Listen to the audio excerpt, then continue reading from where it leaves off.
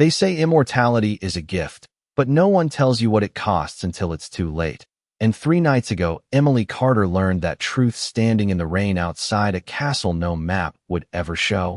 Her thin jacket soaked through, her shoes slipping against cold stone, her heart pounding like it was trying to escape her chest as the iron gates opened on their own, slow, silent, as if something inside had been waiting for her all along. And every instinct told her to run, to turn back, to go home to her tiny apartment and her unpaid bills and her ordinary human life.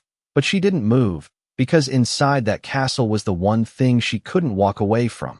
The one man who had already changed everything. Lucian Voss, the Vampire King. And the first time she saw him, he wasn't sitting on a throne or surrounded by power.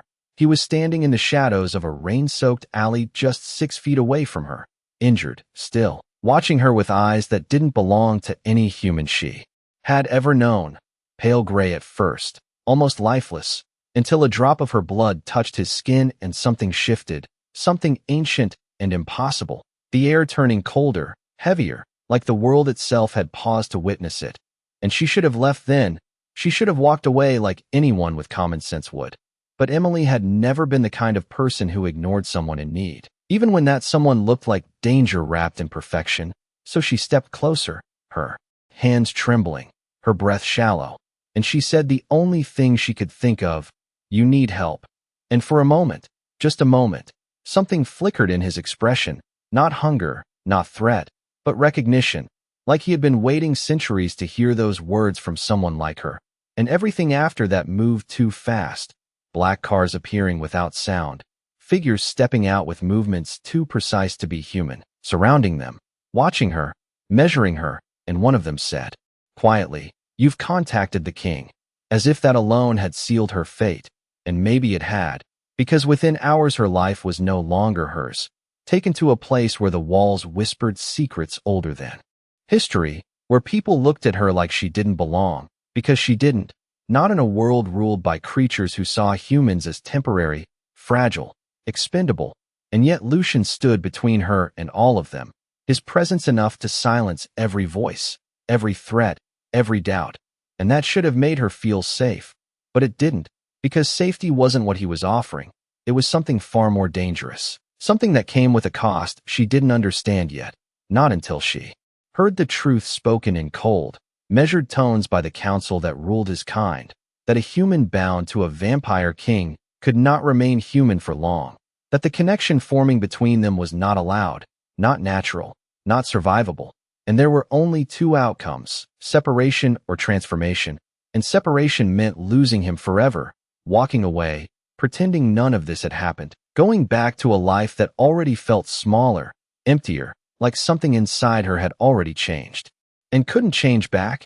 And that was the moment she realized the choice had already been made long before anyone spoke it out loud, because she was still standing there, still refusing to leave, still looking at him like he was the only thing that mattered, even as the entire world told her she didn't belong beside him. And when Lucian finally spoke, his voice quieter than before, but heavier, carrying something almost human beneath the cold control. "If you stay," he said, "you won't be able to remain who you are." She didn't look away, didn't hesitate, because somewhere between the rain, the blood, and the silence that followed, Emily Carter had already begun to understand that some choices don't feel like choices at all. They feel like inevitabilities. And she stepped forward, closing the distance between them, her voice steady in a way that surprised even her. "Then I'll become something else." And for the first time since she had met him, the Vampire King looked uncertain. The silence that followed her words did not feel empty. It felt heavy, like the entire castle was listening, like every ancient wall and every unseen presence had turned its attention to her. And Lucian did not move at first, his gaze fixed on her as if he was searching for something. Doubt, fear, regret, anything that would give him a reason to refuse. But Emily did not look away, her hands no longer trembling, her breathing steady now. Because for the first time in her life, she was not reacting to what the world demanded of her. She was choosing, and that choice terrified him more than any threat his counsel could make. "You do not understand what you are asking," he said slowly, each word measured, controlled. But there was something beneath it, something unsteady. This is not a life you can step into and then leave. It will take everything from you. And for a moment, just a moment, Emily thought about it, about the small apartment she could barely afford, the endless shifts, the exhaustion that never seemed to end, the way the world had always overlooked her as if she was invisible. And she realized something that settled deep in her chest like a quiet truth. She did not have as much to lose as he believed. Then maybe it is not taking anything, she said softly. Maybe it is giving me something I never had. And that was when the room shifted, not physically, but in presence, as if her words had crossed a line that could not be uncrossed. Figures began to emerge from the shadows at the edges of the hall, their movements silent, precise, their eyes fixed on her with a mixture of curiosity and disapproval. The council, ancient and unmoving, watching this impossible moment unfold, and one of them stepped forward, her voice smooth and cold. "This cannot be allowed," she said, not to Emily, but to Lucian. "A human cannot stand at your side, not as she is, and certainly not as she wishes to become." Emily felt the weight of those words press against her, but she did not step back, did not lower her gaze, because she had already gone too far to retreat now, and Lucian knew it, his jaw tightening as he turned slightly, placing himself between her and the others. A subtle movement, but one that carried undeniable authority. "She is under my protection," he said, and the air itself seemed to respond, colder, sharper, but the woman only tilted her head, unimpressed. "Protection does not change the law," she replied. "If she remains human, the bond will destroy her. If she is turned, she becomes something unpredictable, unstable, a risk to all of us." And there it was, not fear for Emily, but fear of what she could become. And for the first time, Emily felt it too. Not doubt, but the weight of the unknown, the understanding that this was not just about love or sacrifice. It was about stepping into a world that would never fully accept her, even if she survived the transformation. And Lucian looked at her again, really looked at her, as if committing every detail to memory, the warmth of her skin, the steadiness of her eyes, the fragile humanity that made her who she was. And his voice dropped, quieter now, meant only for her. "If you do this," he said, "you may not be the same when you wake. You may not remember why you chose this. You may not remember me." And that should have stopped her. That should have broken whatever resolve she had built, but instead it clarified everything. Because if she walked away now, she would remember him forever, and she would never forgive herself for leaving. But if she stayed, even if it cost her those memories, at least she would have chosen something greater than fear. "Then I will trust that I chose it for a reason," she answered, her voice unwavering. And something in his expression finally broke. Not control, not power, but resistance, the last barrier between what he knew was right and what he wanted. And slowly, almost reluctantly, he stepped closer to her, close enough that she could feel the cold radiating from him, could see the faint shift in his eyes as they darkened, deepened, something ancient surfacing beneath the surface, and the entire room seemed to hold its breath as he reached for her hand, his touch cool, steady, grounding her in a way she did not expect. "Once this begins," he said, "there is no turning back." And Emily nodded, because she understood that now, more than ever. And as she closed her eyes, the last thing she felt was the contrast between his cold hand and the warmth still lingering in her own, a fleeting reminder of what she was about to leave behind. And somewhere deep within the castle, something old and unseen began to awaken, as if it recognized that a line had just been crossed, one that would change far more than just a single human life. The moment she closed her eyes, the world did not disappear. It sharpened, every sound stretching thin, every breath echoing louder than it should. And for a single second, Emily wondered if this was what it felt like to stand on the edge of something irreversible, not falling yet, but no longer standing, safely on solid ground. And then she felt it.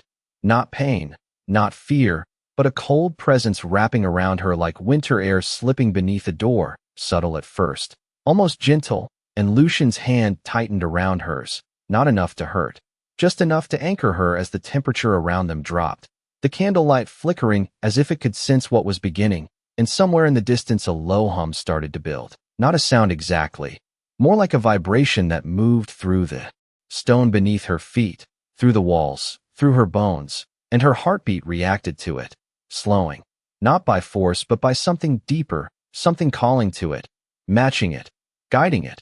And she tried to focus on that rhythm, tried to hold on to it as something familiar, something human, but it was slipping, fading, each beat softer than the last, and her breath followed, shallower, quieter, until even that felt unnecessary. And for the first time a flicker of fear broke through her calm. Not panic, not regret, but the realization that she was truly leaving something behind, something she could not reclaim once it was gone, and her fingers tightened slightly against his, instinctive, searching, and Lucian felt it, his grip steadying, his voice low and controlled near her ear. "Stay with me," he said, not as a command, but as something closer to a plea, and she wanted to answer, wanted to tell him she was still there, that she was not disappearing, but her voice did not come, her body no longer responding the way it used to, her awareness shifting inward instead of outward, like she was being pulled into a deeper layer of herself she had never known existed. And then the memories began, not fading, but surfacing, flashes of her life moving through her mind in fragments, the cramped apartment, the late nights, the exhaustion, the loneliness she had carried for so long it had started to feel normal. And then him, the first moment in the rain, the way his eyes changed, the way the world seemed to bend around him without effort, and she held on to that image, that feeling, because it was the reason she was here, the reason she had chosen this. But even that began to blur at the edges, like a photograph left too long in the sun, and somewhere far away she heard voices, the council, speaking in low tones, words she could not fully understand but could feel, concern, tension, something about instability, about risk, about something going wrong. But Lucian did not let go of her, did not step back, his presence the only constant in a reality that was beginning to shift. And then suddenly the rhythm changed, her heartbeat, which had been slowing, now paused entirely. Not with a jolt, not with pain, just a stillness so complete it felt unreal, like the world had taken a breath and forgotten to release it. And in that silence something else filled the space, something cold, vast, ancient, not entering her, but awakening within her, like it had always been there waiting, dormant, and her senses expanded with it. The room no longer defined by what she could see, but by what she could feel. The subtle movements of every presence, the quiet pulse of energy in the air, the distance between her and the walls measured not in feet but in awareness. And it was overwhelming. Too much, too fast. And if she had still been human it might have broken her. But she was not human anymore. Not fully, not even close. And somewhere in that vast, shifting awareness she felt something slip, something important, a thread unraveling, a memory losing its shape. And she reached for it instinctively, trying to hold it in place, trying to remember why it mattered, why any of this mattered, but it kept fading, dissolving into something she could not grasp. And then, slowly, her eyes opened, and the world looked different, sharper, colder, clearer, every detail etched with unnatural precision. And the first thing she saw was him, standing just inches away, his expression unreadable for a fraction of a second before something like relief crossed his face, and he said her name, quietly, carefully, as if testing whether it still belonged to her. Emily.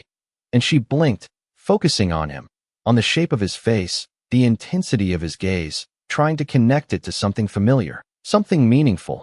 But there was only recognition without understanding, awareness without attachment, and she tilted her head slightly, studying him the way one might study a stranger who felt oddly significant.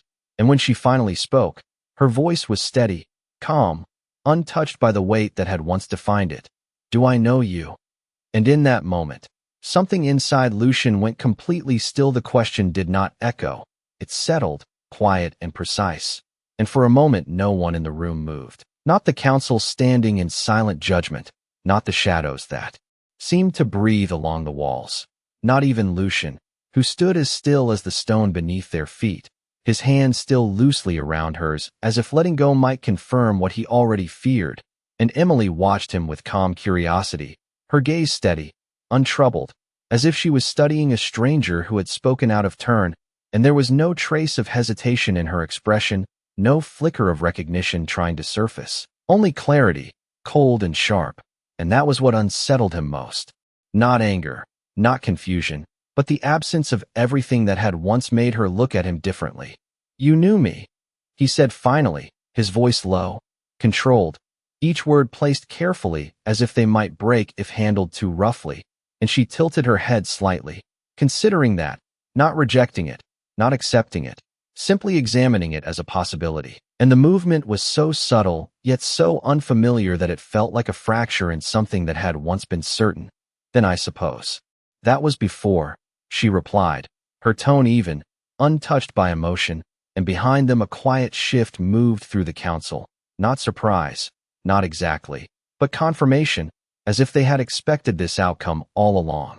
And one of them stepped forward again, the same woman whose voice carried that quiet authority. "The transformation is complete," she said, her gaze fixed on Emily with a measured intensity. "But the instability remains," and Emily's eyes moved toward her, drawn not by fear, but by curiosity, as if every word spoken around her now held layers she could sense, but not fully understand yet. And the woman continued, "Memories tied to emotional bonds are the first to fracture, especially those formed under unnatural conditions." And Lucian's jaw tightened almost imperceptibly, the only sign of reaction he allowed himself, because he already knew what she meant. He had known it the moment Emily spoke, but hearing it said aloud made it real in a way that could not be ignored. And Emily turned her attention back to him, studying his face more closely now, her gaze tracing the details as if trying to piece together something just out of reach. And for a brief second something shifted, not recognition, not memory, but something faint, like a shadow of familiarity that did not belong to her current awareness, and her brow furrowed slightly, the first crack in her composure. "There is something," she said slowly, almost to herself, "but it is distant." And Lucian did not step closer, did not reach for her again, because he understood the fragile balance she stood in now, understood that forcing anything could push her further away, and instead he held her gaze, steady, unyielding, as if anchoring himself in the only thing he still had, her presence, even if it no longer carried what it once did. "You chose this," he said quietly, not as a reminder for her, but as a truth he needed to hold on to. And Emily's expression did not change, but her eyes sharpened slightly, focusing on him with a new kind of attention, as if that statement held weight she could not yet measure. "Then I must have had a reason," she replied, echoing words she no longer remembered saying. And that was when something deeper stirred within her, not a memory, not an image, but a feeling, faint and fleeting, like warmth in a place that no longer recognized warmth, and it unsettled her in a way nothing else had since she opened her eyes, because everything else made sense in its new clarity, the heightened awareness, the control, the absence of human limitation. But this did not. This felt incomplete, like a question without an answer, and she took a small step back, not out of fear, but to create space, to think, to understand what she was becoming, and the room seemed to respond to her movement, subtle shifts in attention, in energy, as if every presence there was recalibrating around her existence. And the council watched closely, not with hostility, but with caution, because whatever she was now, she was not something they fully understood, and that uncertainty carried its own kind of danger. And Lucian saw it, saw the way their attention lingered, the way their silence carried unspoken calculations, and his voice cut through the stillness, firm, absolute. "She remains under my protection," he said. And this time it was not a statement. It was a line drawn, clear and unyielding. And the woman met his gaze without flinching. "Then you accept the consequences," she replied. And for the first time since Emily had awakened, the weight of what had been said in motion settled fully into the space between them, not as a threat, but as an inevitability. And Emily, standing at the center of it all, felt that weight too, not as fear, but as awareness, because whatever she had become, whatever she had lost, one thing was certain: this was only the beginning. And somewhere deep within her, that faint, unexplainable feeling flickered again, quiet but persistent, as if something buried refused to stay gone. The room did not return to normal after that moment, because nothing about her was normal anymore, and Emily could feel it in the way the air shifted around her, The way every presence in the hall adjusted subtly, as if recalculating her place in a world she had not been part of just hours ago. And it was not overwhelming. Not like before. It was clear. Almost too clear. Every movement defined. Every sound distinct. The faint echo of footsteps somewhere far beyond the walls. The quiet hum of something ancient embedded deep within the castle itself. And she turned her head. Slightly, following those sensations with quiet precision, as if her mind was mapping everything without effort. And for a moment, she simply observed, taking in this new existence with a calm that would have been impossible for her before, because fear required uncertainty, and right now there was none, only awareness, only control, and yet beneath it all that faint, persistent feeling remained, like something just out of reach, something unfinished, and it drew her attention back to him, too. Lucian, who had not moved, who still watched her with that same steady intensity.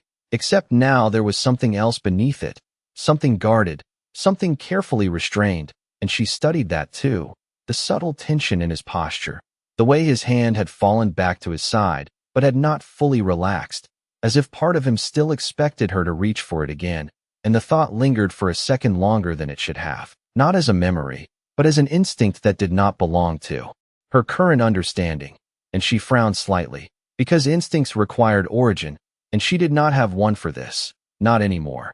"You are important," she said suddenly, the words coming without planning, without hesitation, and the entire room seemed to react to that statement in ways that were not immediately visible, but deeply felt, and Lucian's expression shifted almost imperceptibly, not relief, not quite, but something close, something that told him not everything had been lost, and yet he did not step closer, did not speak right away, because he understood the difference between recognition and memory, and he would not mistake one for the other.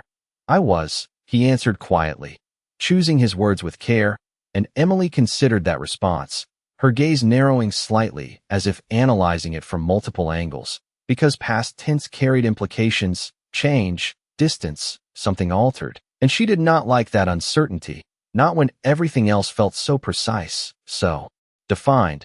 And before she could respond, the woman from the council stepped forward again, her presence cutting cleanly through the fragile space that had formed between them. "This hesitation is exactly why she cannot remain here," she said, her tone controlled but firm. "Her state is unstable, her awareness incomplete, and her connection to you, whether remembered or not, will influence her development in ways we cannot predict." And Emily turned her attention to her, not defensive, not offended, simply focused, because every word carried weight she could feel even if she did not fully understand it yet. "Unpredictable does not mean dangerous," Emily replied calmly, and that alone caused a subtle ripple through the council, not because of what she said, but how she said it, with certainty, with composure, as if she had always belonged in rooms like this, as if she had always been something more than what she appeared to be, and Lucian saw it too. The shift, the way her presence was beginning to assert itself in a space that had once dismissed her entirely, and it confirmed something he had not allowed himself to fully believe before, that whatever she had become, it was not simply a reflection of him. It was something unique, something the rules had not accounted for, and that made her both powerful and vulnerable in ways no one could yet define. And Emily felt that shift as well, not in their reactions, but in herself, a growing clarity, a sense that the uncertainty around her was not something to fear, but something to understand, to master, and she took a step forward, not toward Lucian, not toward the council, but into the center of the space itself, claiming it, without hesitation, and the movement was small, almost insignificant, but it changed the balance of the room in an instant, because it was not the action of someone uncertain of her place, it was the action of someone who intended to define it, and her voice followed, steady, precise, carrying more weight than it had any right to. "Then I will not remain as I am," she said, her eyes moving between them. "I will understand it, control it, and decide what I become."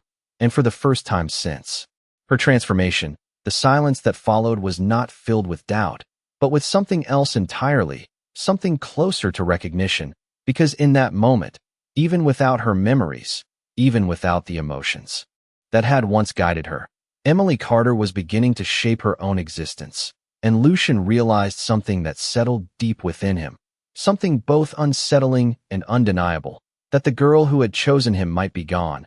But what stood before him now was not lesser, not broken, but something far more dangerous, because this version of her did not need him to stand beside her. And yet, despite that, a part of him still hoped she would choose to the moment her words settled into the air.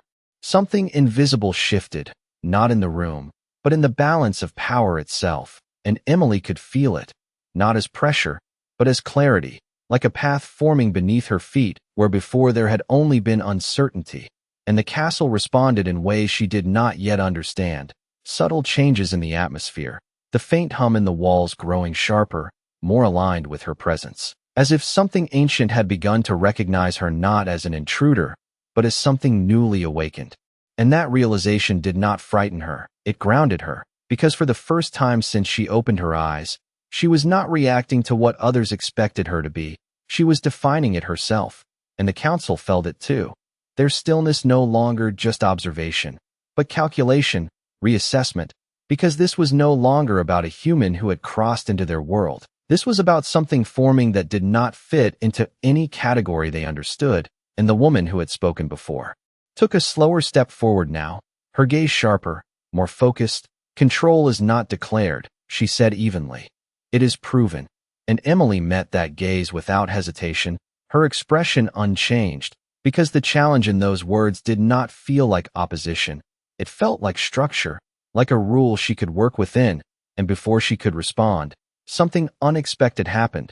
The lights along the hall dimmed slightly, not fading, but bending, reacting to a shift that originated not from the council, not from Lucian, but from her, and she felt it immediately, a ripple inside her awareness, something expanding too quickly, too suddenly, her senses sharpening beyond what she had already adjusted to, the distance between objects collapsing into immediate perception, the quiet hum turning into a layered chorus of subtle vibrations, and for the first time since her transformation, her control faltered, not breaking, but slipping just enough to disrupt the perfect stillness she had maintained, and Lucian saw it before anyone else, the minute change in her posture, the slight tension in her shoulders, and he moved, not fast, not aggressively, but with precise intent, closing the small distance between them in a single step, his presence steady, grounding, focus, he said quietly, his voice cutting through the noise around her like a fixed point, and Emily's gaze snapped to him, not out of dependence, but because his voice carried something that aligned with the instability within her, something that made sense when everything else became too sharp, too overwhelming, and she inhaled slowly, even though she no longer needed to, mimicking a human habit that anchored her thoughts just enough to begin regaining control. But the surge inside her did not disappear, it resisted, expanding outward again, and this time the room reacted more visibly, a faint tremor in the air, a subtle distortion in the light, as if reality itself was adjusting to accommodate her presence, and the council did not step back, but their attention sharpened instantly, every one of them now fully focused, because this was the moment they had anticipated, the instability revealing itself.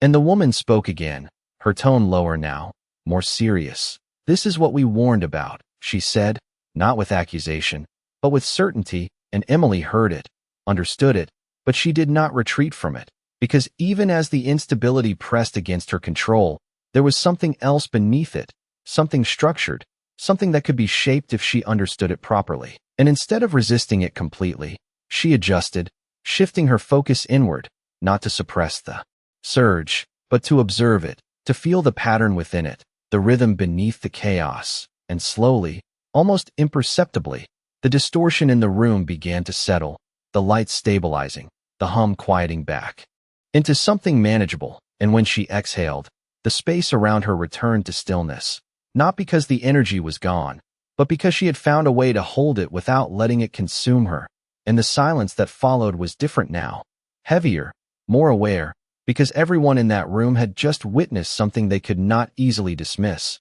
not failure, not loss of control, but adaptation. And Emily opened her eyes fully, her gaze clear, steady, stronger than before, and when she spoke, her voice carried a new weight, not just certainty, but understanding. Then I will prove it, she said.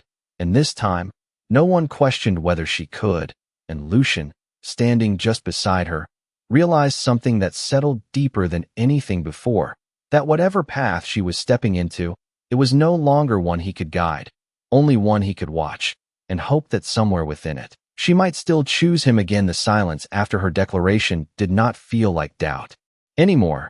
It felt like anticipation, like the entire castle itself was waiting to see what she would do next, and Emily stood at the center of it, not as someone being judged, but as something being observed, measured, understood in real time.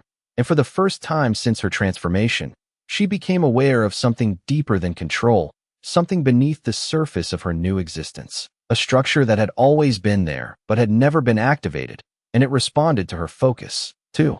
Her intention, like a system waiting for direction, and she closed her eyes again, not out of uncertainty, but by choice. And the moment she did, the world did not disappear, it expanded, every presence in the room unfolding into layers of awareness, each one distinct, each one carrying a different weight, and she could sense them all: the still precision of the council, the restrained intensity of Lucian, the quiet, ancient pulse of the castle itself.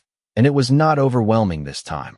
It was organized, structured, something she could navigate if she allowed herself to understand it instead of resisting it. And slowly, carefully, she reached toward that structure, not physically, but with intent, like extending a thought beyond the boundaries of her own mind. And the response was immediate, a subtle shift in the air, a quiet alignment of the energy around her, as if something invisible had acknowledged her presence. And when she opened her eyes, the room looked the same, but it felt different, because now she was not just part of it. She was influencing it, shaping it in ways she could not yet fully explain. And the council saw it, their stillness breaking just enough to reveal something rare, not fear, not resistance, but uncertainty, because this was not how transformation was supposed to work, not this quickly, not this precisely. And the woman stepped forward once more, but this time her voice carried something new, something closer to caution. What you are doing, she said, her gaze locked onto Emily, is not learned behavior. And Emily tilted her head slightly, considering that, because it felt true. None of this felt learned. It felt remembered in a way she could not define, like something had been waiting for her to reach it. And she did not respond right away, because words felt insufficient compared to what she was beginning to understand. And instead she shifted her focus again, this time more deliberately, more confidently, and the effect was immediate, the faint hum in the walls responding, aligning more clearly with her presence, the air settling into a calm that had not existed before, and even the distance between her and the others felt different, not measured in feet, but in influence. And for a brief moment, everything was perfectly still, perfectly balanced, as if the entire space had adjusted itself around her existence. And then she let it go, not losing control, but releasing it intentionally, allowing the room to return to its natural state. And when she looked back at the council, her expression was no longer just calm, it was certain. Then it is not something I need to learn, she said quietly, and that statement carried more weight than anything she had said before, because it suggested something none of them had considered, that her transformation had not created something new, but awakened something that had always been there, something deeper, something older than they understood. And Lucian felt it too, the shift in her presence, the difference in the way the space responded to her, and it unsettled him in a way he could not ignore, because this was no longer about whether she would survive this world. It was about what kind of force she might become within it, and whether even he would be able to stand beside her when that happened. And Emily sensed that change in him, not through memory, but through awareness, the subtle shift in his focus, the way his attention held on her just a fraction longer than necessary. And that faint, unexplainable feeling returned again, stronger this time, not enough to form a memory, but enough to create a question. And she stepped closer to him without thinking, closing the distance that had remained between them. And for a brief moment, the world seemed to narrow, the vast awareness fading into something smaller, more focused. And she looked at him, studying his expression, searching for something she could not name. And her voice softened slightly, not with emotion, but with curiosity. You matter more than the others, she said, and Lucian did not respond immediately, because the weight of that statement was not in what she remembered, but in what she still sensed, and that was far more dangerous, far more unpredictable, because it meant that whatever had connected them before had not been entirely erased, only changed, and the council saw it too. The subtle shift, the fragile thread that still existed between them. And this time their silence carried a different kind of tension, because now the question was no longer whether Emily could control her power, but whether anyone could control what she might choose to do with it. And somewhere deep within her awareness, that faint, persistent feeling continued to grow, no longer just a flicker, but a quiet presence, waiting to be understood, waiting to become something more. The space between them did not feel like distance anymore. It felt like tension drawn thin, invisible yet undeniable, and Emily could sense it with absolute clarity, not as emotion, but as structure, like a thread, stretched between two fixed points that refused to break no matter how much the world shifted around it. And that realization pulled her focus inward again, not to control her power this time, but to understand that connection, because everything else in this new existence followed rules she could observe, patterns she could trace, but this did not. This remained undefined, unpredictable, and that made it the most significant thing in the room. And as she studied Lucian, something changed, not in him, but in her perception of him. The way his presence stood apart from the others, sharper, more defined, as if her awareness was instinctively prioritizing him over everything else. And that should not have made sense, not without memory, not without reason, and yet it did, and the faint presence within her responded to that realization, growing slightly stronger, like something aligning just beneath the surface. And without fully deciding to, she reached toward it again, but this time, not outward into the room, not toward the castle or the unseen forces within it, but toward him. And the moment that intent formed, the air between them shifted, subtle but immediate, like a quiet current passing through an otherwise still space. And Lucian felt it instantly, his gaze sharpening, his posture adjusting not in defense, but in awareness, because this was different from before, not a surge of uncontrolled power, but something precise, something directed, and for the first time. Since her transformation, there was no instability in what she was doing, only focus, only intent, and Emily could feel the connection responding, not resisting, not overwhelming her, but opening, revealing layers she had not been able to sense before, fragments of something that did not belong to her current awareness, impressions rather than memories, warmth without context, familiarity without form. And her breath stilled, not because she needed to breathe, but because something in that moment demanded stillness, demanded attention, and she stepped closer again, this time with purpose, closing the space between them until only inches remained, and the world beyond that distance seemed to fade, not disappearing, but becoming irrelevant compared to what was unfolding between them. And Lucian did not move away, did not interrupt, because he understood instinctively that whatever was happening now could not be forced or redirected. It had to unfold on its own, and Emily's gaze held his, searching, not for answers, but for recognition, and for a brief moment, something shifted, something real, not just awareness, not just instinct, but something closer to memory, not complete, not clear, but undeniable, and her expression changed, just slightly. The first true break in her composure since she had awakened, and she spoke, not with certainty this time, but with something quieter, something almost uncertain. There was something here, she said, her voice softer, slower, as if the words were forming as she reached for them. And that single sentence carried more weight than everything that had come before, because it was not observation, it was realization, and the council reacted. Immediately, not outwardly, not with movement, but with a shift in presence, sharper, more focused, because this was exactly what they had feared, not the loss of control, but the return of something they could not predict. And the woman stepped forward again, her voice cutting through the fragile moment with precise urgency. "Step away," she said, not loudly, but with authority that filled the space. And for the first time, Emily did not respond immediately, her attention still fixed on Lucian, on the connection that was beginning to take shape in ways she could not fully contain, and Lucian felt it too.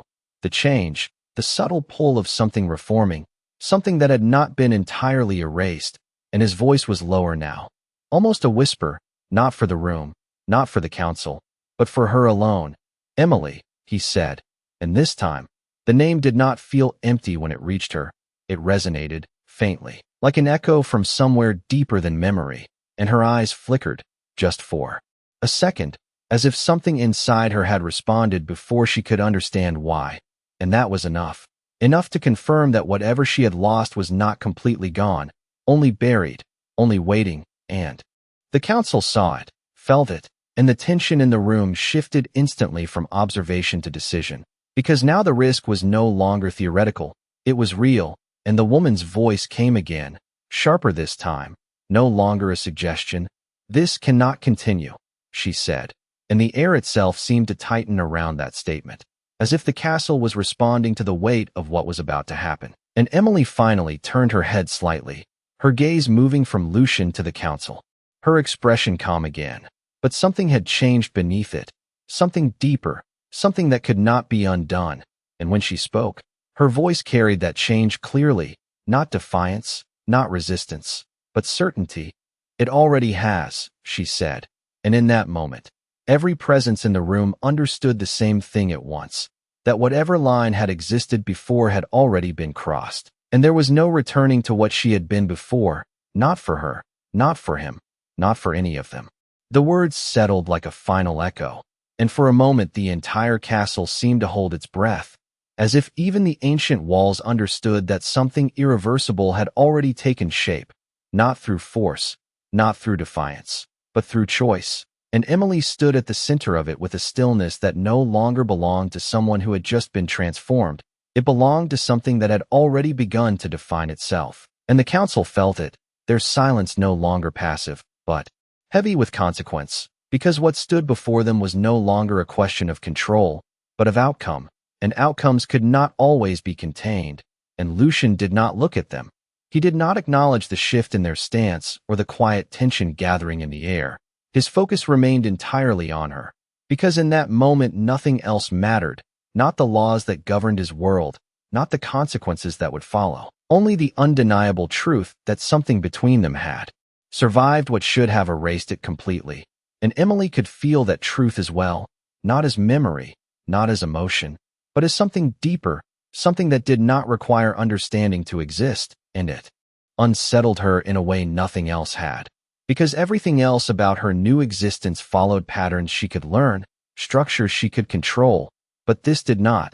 This remained constant without explanation, and slowly, she stepped back, not retreating, not distancing, but creating space to see it more clearly, to understand why it persisted when everything else had changed, and her gaze did not leave him, even as the distance between them grew, because that connection did not weaken. With space, it remained exactly the same. And that alone told her something important, something she could not ignore, and the council moved then, not abruptly, not aggressively, but with purpose, their presence shifting from observation to decision, because whatever this was, whatever she was becoming, it had already exceeded the boundaries they were willing to accept without response. And the woman who had spoken throughout stepped forward one final time, her voice calm but absolute. "This path will not remain yours to choose indefinitely," she said, and there was no threat in her tone, only certainty, because in their world, power always drew consequence, and Emily listened, not resisting, not reacting, simply absorbing the weight of that statement. And for the first time since her transformation, she allowed herself to consider not just what she was becoming, but what that meant beyond this moment, beyond this room, beyond him. And the realization was not overwhelming, it was clarifying. Because whatever came next would not be dictated by what she had lost, but by what she chose to build from here. And she turned slightly, her attention shifting away from Lucian just enough to acknowledge the others in the room, the world she had entered, the forces that would shape everything that followed. And when she spoke, her voice carried a quiet finality, not as an ending, but as the beginning of something no one there could fully predict. "Then I will make it mine before that happens," she said. And the air seemed to settle around those words, not in resistance, but in recognition, because that was not a declaration made in uncertainty, it was a decision, and decisions like that did not fade. They expanded. They shaped everything that followed, and Lucian felt it. The shift, the distance that was no longer measured in steps but in direction, because for the first time since she had chosen him, she was no longer moving toward him, she was moving forward on her own path, and that truth did not weaken what existed between them, but it changed it, made it something far more complex, something that could not rely on what had been before, and Emily paused for just a second. Longer, her gaze returning to him, not searching, not questioning, but acknowledging, as if marking something unfinished, something unresolved, and the faint presence within her stirred again, stronger now, not enough to restore what had been lost, but enough to remind her that it had existed, and perhaps still did in ways she had yet to understand. And then she turned away completely, her steps steady, unhesitating, moving deeper into the castle as if it already belonged to her, and no one stopped her, not the council, not the unseen forces within the walls, not even Lucian, because in that moment they all understood the same thing, that whatever she had become was no longer something that could be confined to a single choice or a single connection. It was something that would reshape everything it touched, and as the distance between them grew, Lucian remained where he was, watching her disappear into the shadows of a world that had once been entirely his, and now no longer was. And the silence that followed carried a quiet truth that none of them could deny, that even without memory, even without the past, something had begun that would not end easily, because some choices do not bind people together. They change the direction of entire worlds, and once that direction shifts, there is no returning to what came before.